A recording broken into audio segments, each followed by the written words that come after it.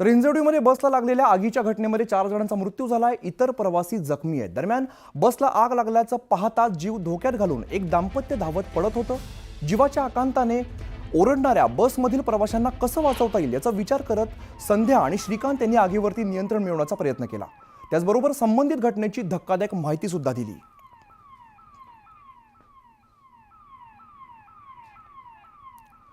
तर आपण बघतोय काकडे दाम्पत्य यांनी धाव घेतलेली आहे आणि अक्षरशः देवदूतासारखी त्यांनी धाव घेतलेली आणि त्यांनी मदत केलेली आहे। बस जळत होती आणि तिकडनं एक दाम्पत्य आपल्याला धावताना दिसतंय।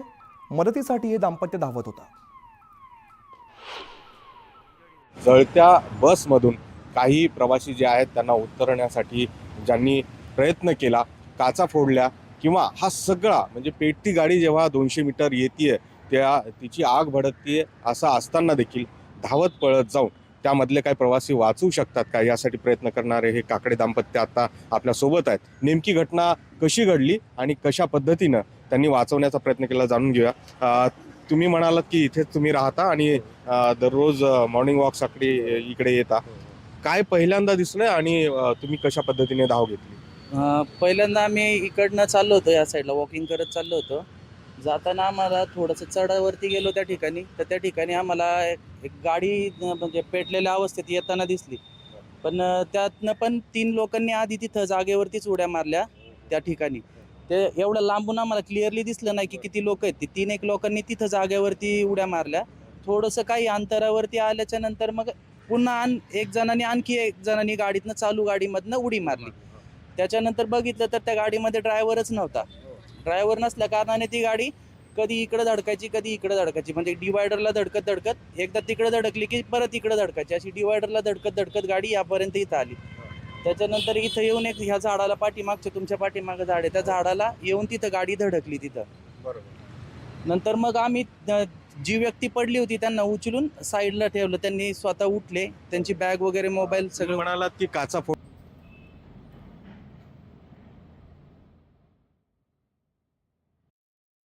दगडी ब्लॉक वगैरे जे होते त्याच्याने आम्ही ते काचा फोडण्याचा प्रयत्न केला, पण आगच एवढी प्रचंड आग लागली होती त्याच्यामुळे ते त्यांना विझवण्यास शक्य नाही झालं तेवढं। आणि आम्ही दरवाजा पण खोलण्याचा प्रयत्न केला, पण जाळ एवढा होता की त्याच्यातनी तो दरवाजा पण खूप तापलेला होता। पुढची बातमी नागपूरमधून। नागपूरच्या महाल परिसरात झालेल्या हिंसाचार प्रकरणी अटक करण्यात आलेल्या आरोपींना नागपूर पोलिसांनी न्यायालयामध्ये हजर केलेलं आहे। आरोपींची पोलीस कस्टडी आज संपत असल्यामुळे सर्व आरोपींना नागपूरच्या सत्र न्यायालयामध्ये हजर करण्यात आले। तर नागपूर हिंसाचार प्रकरणामध्ये आरोपींना सध्या कोर्टात हजर करण्यात आलेलं आहे।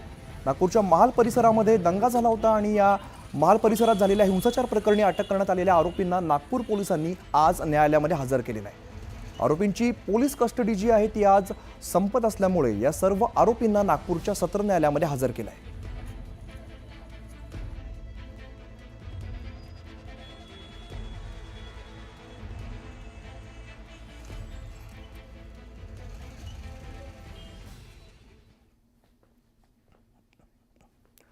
तर पुढच्या बातमीकडे जाऊया। पुढची बातमी येते तर नागपुरातल्या 6 हद्दींमधील 2 तासाची संचारबंदी शिथिलता रद्द करण्यात आलेली आहे। त्या 6 पोलीस स्टेशन अंतर्गत पुन्हा पूर्णवेळ संचारबंदी लागू करण्यात आलेली आहे। पोलीस आयुक्त रवींद्र कुमार सिंघल यांनी हे आदेश जारी केलेत। नागपुरात आता एकूण 9 पोलीस स्टेशन हद्दीमध्ये संचारबंदी कायम राहणार आहे। यामध्ये गणेशपेठ, तहसील, कोतवाली, लकडगंज, पाचपावली, शांतीनगर, सकरदरा, इमामवाडा, यशोधरा नगरात संचारबंदी कायम असणार आहे।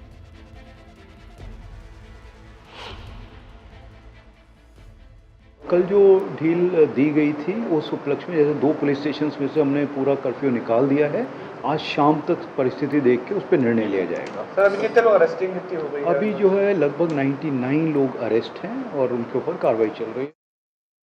औरंगजेबाच्या कबरीच्या वादानंतर नागपूरमध्ये झालेल्या दंगलीनंतर आता बारीक लक्ष ठेवण्यासाठी एनआयची टीम छत्रपती संभाजीनगरामध्ये दाखल झालेली आहे। त्यासोबतच मराठवाड्यातील जालना, परभणी, नांदेड, बीड, उदगीर या ठिकाणी सुद्धा एनआयची टीम लक्ष ठेवण्यासाठी दौरा करत असल्याची माहिती जी आहे ती सूत्रांनी दिलेली आहे। सध्या एका टीमने छत्रपती संभाजीनगर शहर, खुलताबाद परिसराची पाहणी केली आहे आणि शिवाय मराठवाड्यातील जालना, परभणी, नांदेड जवळ असलेल्या विदर्भातील बुलढाणा या जिल्ह्यात सुद्धा हालचालींवरती लक्ष केंद्रित केलेलं आहे। औरंगजेब कबरीच्या पार्श्वभूमीवरती दंगल किंवा तेढ उद्भवेल असं कोणी काम करतंय का यावरती बारीक लक्ष असणार आहे। विशेषतः ज्या जिल्ह्यामध्ये शहरात दंगलीची पार्श्वभूमी आहे त्या ठिकाणी तपास यंत्रणेने या भागात रेकी सुरू केली असल्याची माहिती सूत्रांनी दिली आहे। तर परभणी, जालना, नांदेड या ठिकाणी देखील पथकं जी आहेत ती गेलेली आहेत आणि तिथल्या संशयित हालचालींवरती लक्ष ठेवलं जात आहे। त्यासाठी स्थानिक ATS अधिकाऱ्यांची सुद्धा मदत घेतली जाते।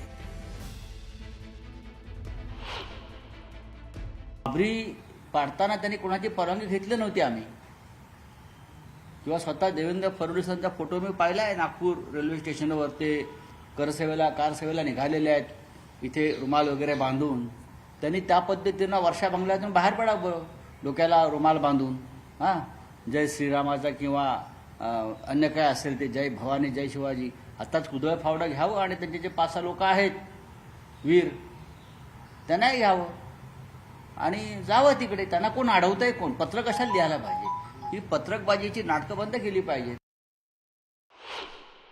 बघा असं आहे, संजय राऊत वगैरेचं ला काही दुसरं काम नाही आहे आणि रोज काहीतरी सकाळी 9 वाजता येऊन भोंगा वाजवण्याचं त्यांनी सुरू ठेवलेलं अनेक वर्षापासून आणि ते पुढे राहणार आहे। पण मला असं वाटतं की आता कुठेतरी ह्या सगळ्या विषयांवरला कुठेतरी आता समाप्त केलं पाहिजे आणि आता आपण या विधिमंडळाचं कामकाजावर जास्त लक्ष दिलं पाहिजे। या महाराष्ट्राच्या जनतेला सुखी समृद्धी करण्याकरता जास्त लक्ष दिलं पाहिजे। या बातमीनंतर एक छोटासा ब्रेक, लगेचच परत येतो। पाहत राहा न्यूज 18 लोकमत।